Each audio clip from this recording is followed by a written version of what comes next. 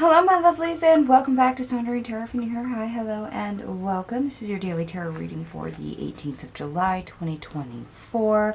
We'll be using the Journey to Oz and Wonderland tarot again for today's daily tarot reading. I'll be listed in the description box down below. Anyway, let us go ahead and begin.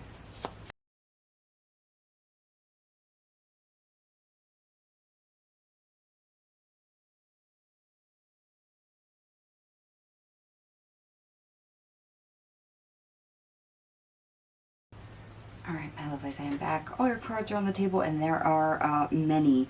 And we also have many synchronicities for you. We have 1 ace, 11 major arcana, and we have 333, 44, 44, 55, 55.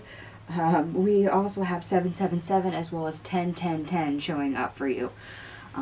So you may see any of those or all of those. We'll see how that turns out for each and every one of you. Anyway, the best part of your day, we start out on the World card.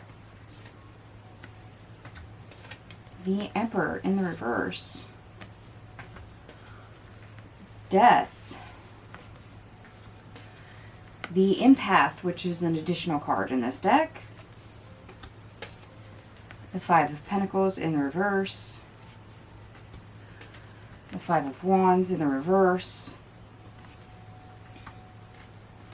The Queen of Cups in the reverse. And the Magician in the reverse. Yeah, okay.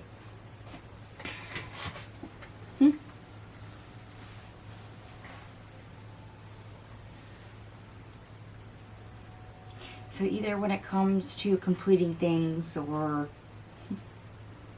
getting things done, we've either lacked confidence or we've been a little hesitant on the follow through.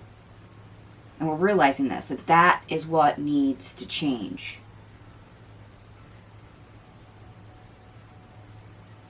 Whether that is us not using our intuition and our full potential. Maybe that is what we are lacking. We're not confident in that particular area. It's not so much that we're, missing out per se. It's just we're not using our full potential. We're not using our full gifts and abilities, or full talents. Whether that's us not having a handle on it or us lacking confidence enough that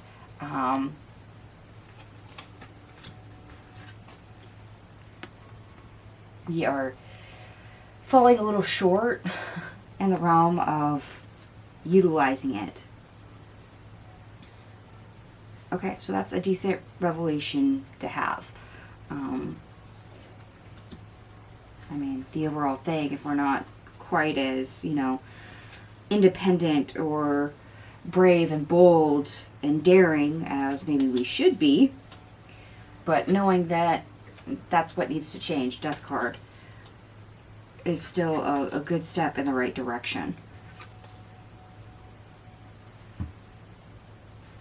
Now, on the flip side, the worst part of your day, we have the Two of Wands, the King of Swords,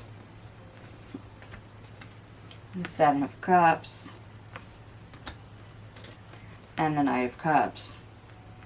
Yeah, bad part is we might actually get dizzy and follow our face. Where we haven't had great progress because we've maybe been a little hesitant or slow to act, or maybe not has been as bold or daring or confident given circumstances, we might actually kind of throw ourselves headlong into the fray, make choices. Why? Because we're happy to make choices. We're happy to do things. Okay, so we've moved a little slow, maybe a little hesitant, maybe a little cautious, maybe not quite so as confident. We might actually do a complete 180 and end up almost sleeping before we look. Why? Because it feels good to make choices. It feels good to move it. But we may not always think about the end results. We just think that, oh, we've made progress. Why? Because now we're moving. We're making moves. We're making choices. We're not hesitating anymore. Oh, okay. That's a big potential, and that might explain why we have so much for our obstacle, or how to get over our obstacle. So bear with me, because we do have a lot of cards. They've got a lot to say about this part. We have Justice in the reverse. The Hangman in the reverse. The Two of Swords in the reverse. The Three of Swords in the reverse. The Four of Swords in the reverse. The Six of Swords. Judgment. The Five of Swords. The Seven of Wands.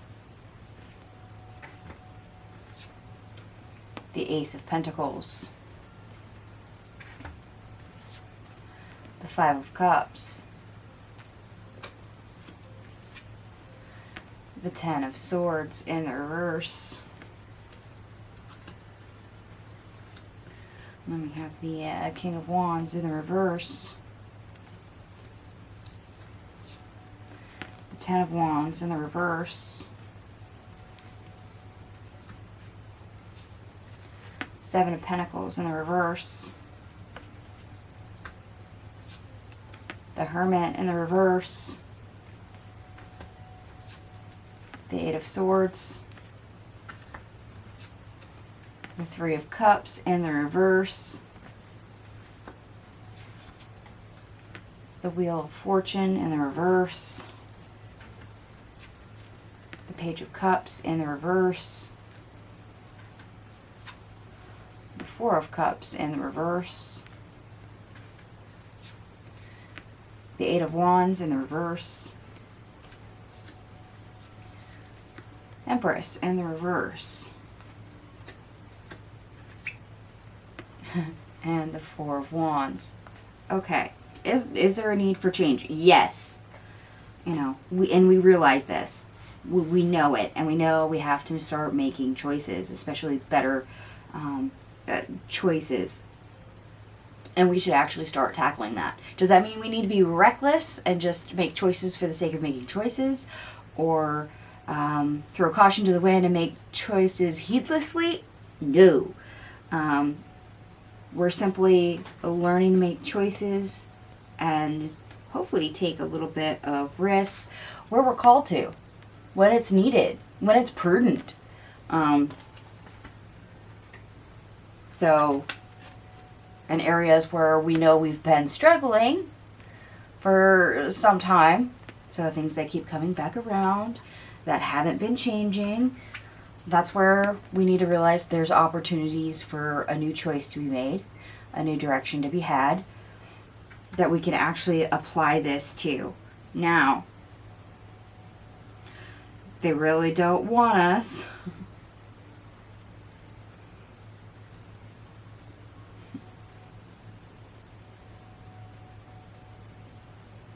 to make choices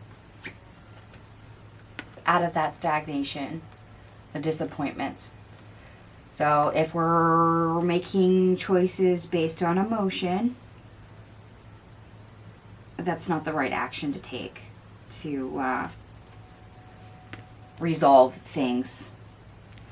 That is really a very poor investment. So if you're stuck in a difficult situation and you realize, oh, I haven't been exactly forthright and firm on what needs to be done. I don't know what needs to be done, but there needs to be a change here, so I'm just going to make a choice willy-nilly. No, this is not what we're doing. That is not what we're doing. You're not going to try and pull yourself out of stagnation by investing in a poor choice, because that just makes it worse. That keeps you stuck, but in a different format. That's where we see this downward spiral. Three of Cups reverse, Wheel of Fortune reverse, the Page of Cups reverse. So do your due diligence.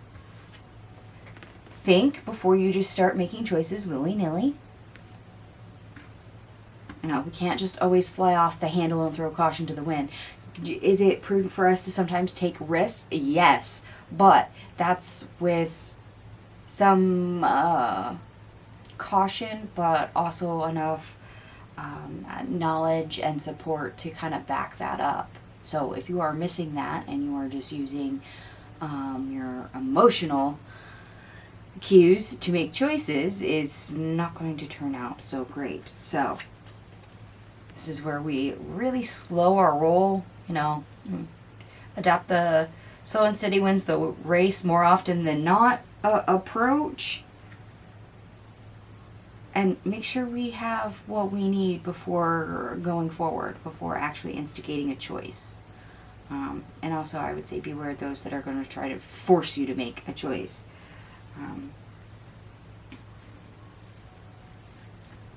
So by slowing down, this is actually how we're going to get farther and things that have kind of been unraveling. This is not a quick fix. This is not a, yay, let's get it done. We'll just, bam, bam, bam, bam, bam with all the choices and it'll be fine. No, we can't exactly be reckless when we go to actually make the choice in this situation. So there's this sense that whatever is happening for you that you've either not had control of, number one, or two, you haven't had the confidence to make a choice and you realize that you've kind of slowed everything down and put yourself on hold for a reason. There's a weight behind these decisions. So we can't go from being stagnant to going all out and 3 seconds flat. It's not going to work. And they're actually warning you not to do that. They warned us with that. And the worst part of our day, and then it shows up here at our obstacle, or how to get over our obstacle of, yes, slow down, take your time, think things through a little bit.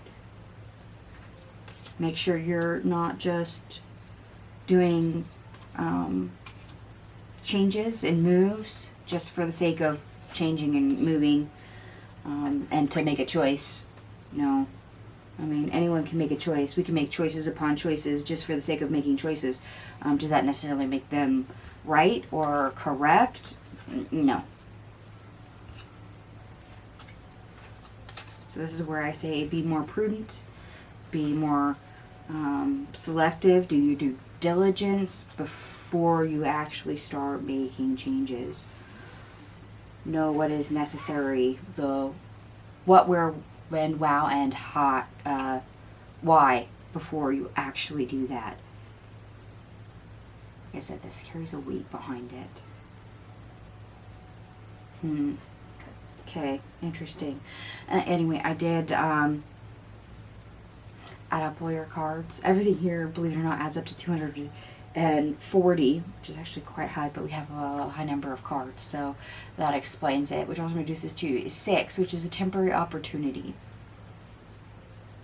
Okay, temporary opportunity for us to realize things and sit there and think about what's the best course forward, and to use that to the utmost is not to be reckless with resulting choices. Now, for those of you that do like the astrology portion, the Sun in Cancer sextiles Uranus and Taurus. Independence can be strong. You can work on doing things in your own way, and you can embrace the unconventional. In this case, you're finally starting to do things your way. The only problem is that you need to not be a little reckless about it. So it's important how you go about it. I'm not saying you can't have your way. I'm just saying how you go about it is the important part. And that's what they're highlighting. Okay, my lovelies, I'm going to go ahead and leave this here. If it resonates for you, by all means, give me a thumbs up. If it doesn't, don't worry. It's a general reading. Take what resonates. Leave the rest. Thank you so much for watching, and I'll see you guys tomorrow. Bye.